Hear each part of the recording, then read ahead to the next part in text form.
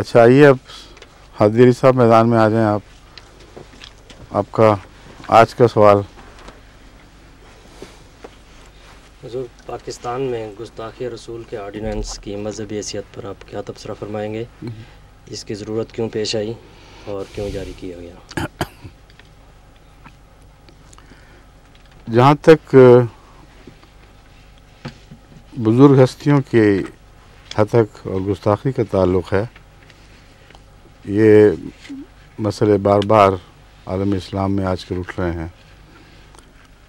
اس سلسلے میں جہاں تک میں نے نظر دوڑائی ہے قرآن کریم پر، اس جستجو کے لیے کہ کہیں کسی کی گستاخی کی کوئی سزا دکھائی دے، تو مجھے کہیں کوئی ایسی سزا دکھائی نہیں دی جو انسانی ہاتھوں سے دینی مقرر فرمائی گئی ہو. ہاں، اللہ اپنے ہاتھ میں سزا کا معاملہ رکھتا ہے. سب سے پہلے تو یہ بات قابل غور ہے کہ جس اسلامی ملک میں لا الہ الا اللہ کے نام پر ایک تحریک، جس ملک میں یعنی ہندوستان میں لا الہ الا اللہ کے نام پر تحریک چلی اور اس کے نتیجے میں ایک ملک حاصل ہوا، وہاں سب سے زیادہ عزت اور وقار اللہ کی ذات کو ہونا چاہیے. اور یہ اگر تحریک نہ بھی ہوتی تو بہرحال ہر مذہب کی، ہر محبت کی بنیاد جو انسان سے رکھتا ہے اللہ ہی پر ہے. حضرت اقدس محمد رسول اللہ صلی اللہ علیہ وآلہ وسلم سے اگر محبت ہے تو اسی وجہ سے تو ہے کہ اللہ سے سب سے زیادہ پیار کرتے تھے اور اللہ آپ سے سب سے زیادہ پیار کرتا تھا. تو اللہ کی گستاخی کو کیسے بھولا جا سکتا ہے؟ اگر گستاخی کی سزا کا معاملہ زیر غور آئے تو سب سے پہلے اللہ کی گستاخی کا تصور ذہن میں آنا چاہیے. اس ضمن میں اللہ تعالیٰ قرآن کریم میں اس مضمون کو خود بیان فرماتا ہے. ایک جگہ فرمایا کہ وَلَا تَسُبُّوا الَّذِينَ يَدْعُونَ مِن دُونِ اللَّهِ وَلَا تَسُبُّوا الَّذِينَ يَدْعُونَ مِن دُونِ اللَّهِ فَيَسُبُّوا اللَّهَ عَدْوًا بِغَيْرِ عِلْمٍ كَذَلِكَ زَيَّنَّا لِكُلِّ أُمَّةٍ عَمَلَهُمْ ثُمَّ إِلَىٰ رَبِّهِمْ مَرْجِعُهُمْ فَيُنَبِّئُهُم بِمَا كَانُوا يَعْمَلُونَ. کہ اللہ کے وہ مصنوعی خدا جو لوگوں نے بنا رکھے ہیں ان کو بھی برا بھلا نہ کہو. اگر تم ایسا کرو گے اور وہ جواباً غصے میں خدا کو گالیاں دیں گے تو دیکھو تمہیں کیسا محسوس ہوگا. یہ اس میں مضمون میں داخل ہے اگرچہ لفظوں میں بیان نہیں ہوا. اور جب خدا کی گستاخی کا ذکر آیا تو ذہن میں آ سکتا ہے کہ اس وقت فوری طور پر اللہ تعالیٰ بتائے گا کہ اگر وہ خدا کو گالیاں دیں تو اس طرح ان کا قتل و غارت شروع کرو. فرماتا ہے وَكَذَلِكَ زَيَّنَّا لِكُلِّ أُمَّةٍ عَمَلَهُمْ. ہر امت کو اپنا عمل اچھا دکھائی دیتا ہے. قیامت کے دن یہ فیصلہ اللہ فرمائے گا کہ کس کا عمل اچھا تھا اور کس کا بد تھا، اور کسی سزا کا ذکر نہیں، یعنی انسانی ہاتھوں سے دیے جانے کا ذکر نہیں. پھر اسی مضمون کو یہود اور نصارہ کے حوالے سے پیش فرماتا ہے. عیسائیوں کا ذکر کرتے ہوئے فرماتا ہے کہ انہوں نے خدا کا بیٹا بنا لیا. الحمدللہ الذی انزل علی عبدہ الکتاب ولم یجعل لہ عوجا قیما لینذر باسا شدیدا من لدنہ ویبشر المؤمنین الذین یعملون الصالحات ان لهم اجرا حسنا ماکثین فیہ ابدا وینذر الذین قالوا اتخذ اللہ ولدا وَيُنذِرَ الَّذِينَ قَالُوا اتَّخَذَ اللَّهُ وَلَدًا مَا لَهُم بِهِ مِنْ عِلْمٍ وَلَا لِآبَائِهِمْ كَبُرَتْ كَلِمَةً تَخْرُجُ مِنْ أَفْوَاهِهِمْ إِنْ يَقُولُونَ إِلَّا كَذِبًا.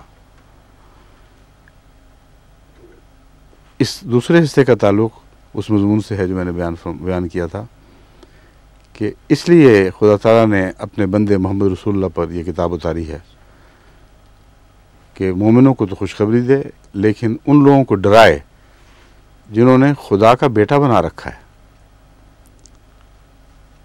ما لہم بہ من علم، ان کو کوئی علم نہیں. کبرت کلمۃ تخرج من افواہہم، جو اللہ کذب سوائے اس کے کہ جھوٹ بول رہے ہیں، ان کو کوئی علم نہیں ہے۔ کبرت کلمۃ تخرج من افواہہم، بہت ہی بڑی گستاخی کا کلمہ ہے جو ان کے منہ سے نکلا ہے۔ اس بیان کے بعد اللہ تعالیٰ نے کسی سزا کا ذکر نہیں فرمایا، خدا کے خلاف اتنی بڑی جرت اور ایسی بڑی گستاخی کہ اللہ خود فرماتا ہے کبرت کلمۃ تخرج من افواہہم ان یقولون الا کذبا، کہ جھوٹ کے سوائے کچھ نہیں کہہ رہے، اور سزا کا کوئی ذکر نہیں۔ دل آزاری کا ذکر فرماتا ہے، دل آزاری ضرور ہوئی تھی، کس کی؟ سب سے زیادہ اللہ کے رسول حضرت محمد مصطفیٰ صلی اللہ علیہ وسلم کی۔ فرماتا ہے فَلَعَلَّكَ بَاخِعٌ نَفْسَكَ عَلَىٰ آثَارِهِمْ إِن لَّمْ يُؤْمِنُوا بِهَٰذَا الْحَدِيثِ أَسَفًا، کہ وہ تیری ان باتوں پر ایمان نہیں لاتے اور نہیں جانتے کہ وہ کیا کر رہے ہیں اور اس گستاخی پر مصر ہیں، تو اے محمد اس غم میں تو اپنے آپ کو ہلاک کر لے گا۔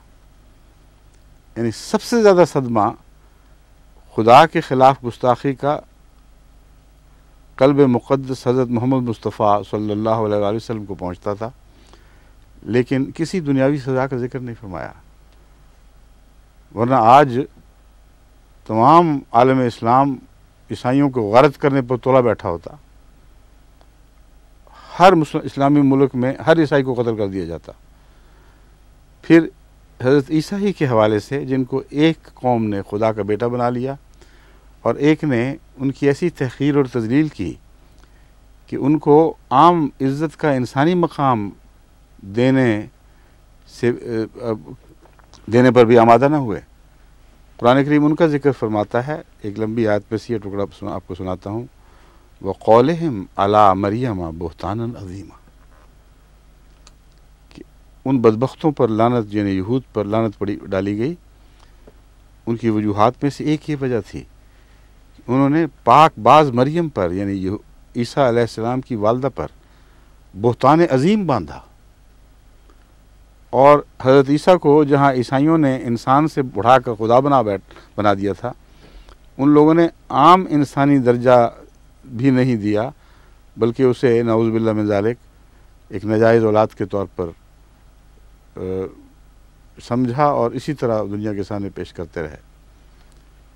تو بہت بڑی گستاخی تھی، لیکن نہ ان کے لیے سزا مقدر، یعنی دنیا کے لحاظ سے جنہوں نے مرتبہ بڑھا کر خدا کے برابر کر دیا، نہ ان کے لیے جنہوں نے انسان سے بھی نیچے گرا دیا۔